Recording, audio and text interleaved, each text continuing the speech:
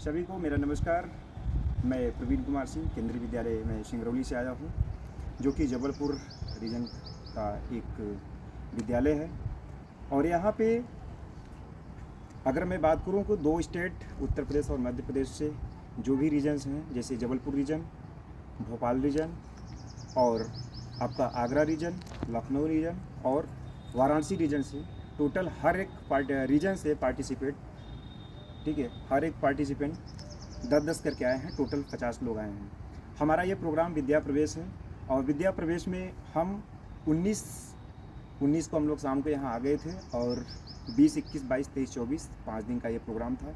हमने विद्या प्रवेश में क्या सीखा और क्या सीखा, ये चीज़ पर चर्चा करने के लिए हम सभी लोग यहाँ इकट्ठा हो गए हैं कि हम एक छोटा बच्चा अगर अपने माता पिता, अपने बैकग्राउंड, अपने समाज, अपने घर परिवार के साथ में रहता है, जब वह अपने जीवन का एक नई पीढ़ी लेकर अपने जीवन को एक नए लक्ष्य की आयाम को ऊपर जैसे वो कदम बढ़ता है, तो उसको विद्यालय में किस तरह से अपना क्या सीखना है, कैसे बैठना है, किस तरह से पेन पकड़ना है या पेंसिल पकड़ना है, ठीक है, और किस तरह से 3 से 4 घंटे 5 घंटे हम क्लास में बैठे जा सकता है। हम इस बहुत विशेष मुद्दे पर हम लोग यहाँ पे चर्चा किए, बहुत कुछ जानकारी मिली।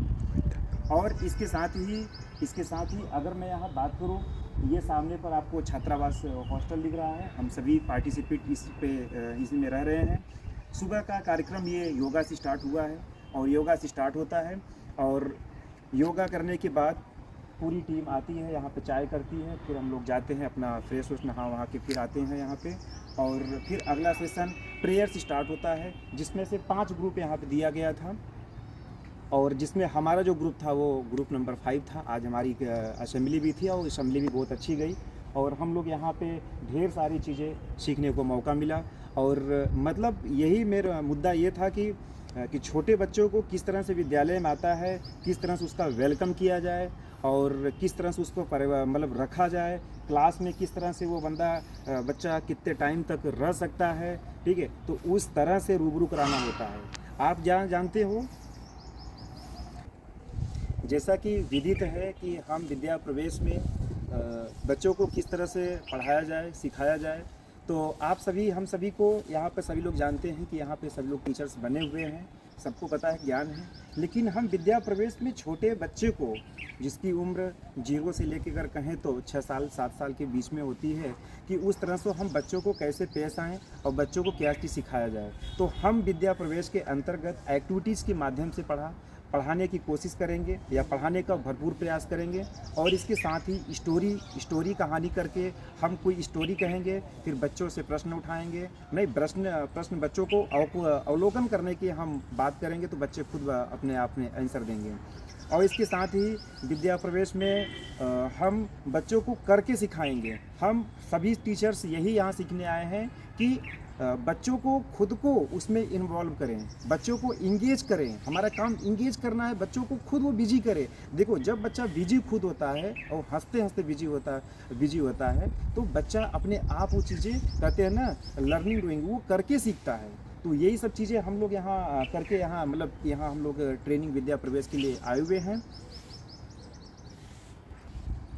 जैसा कि विद्या प्रवेश में एक अहम मुद्दा हम लोग भी बड़े इंटरेस्टिंग चीज़ था हम सभी पार्टिसिपेट के लिए, कि बच्चा जैसे यहाँ पर आता है, क्या किस तरह से हम उसको सामने पेश आएगा, तो पेश हम लोग बच्चे के सामने आएगी, क्योंकि बच्चे को सामने हमें इस सहज और सरल लिहाज में आना है कि बच्चा आपको अपना पेरेंट्स समझे, मतलब कि टीचर। क्योंकि अगर आप उसको क्लास में थोड़ा सा अगर आप ऐसा व्यवहार करते हैं, तो बच्चा को डर लगेगा और अगले दिन स्कूल आने में तो कमियां होंगी। तो हमें ये कोशिश करना है कि हमें सभी बच्चों को एक साथ ऐसे पेश आना है कि बच्चा भी इंगेज हो और आपसे खुश हो, प्रसन्न हो।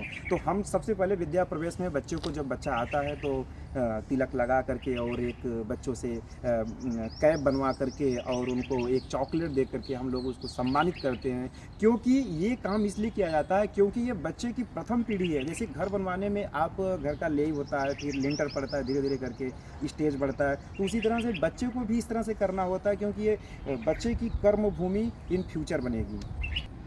लास्ट में होता है जैसे हमारा असेसमेंट होता है और लास्ट में मैं बच्चों को मैंने क्या क्या सिखाया।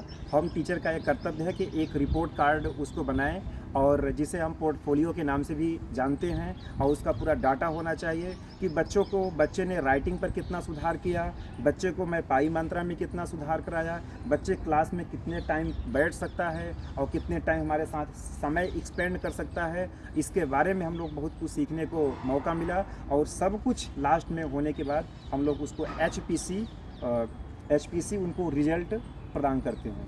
धन्यवाद।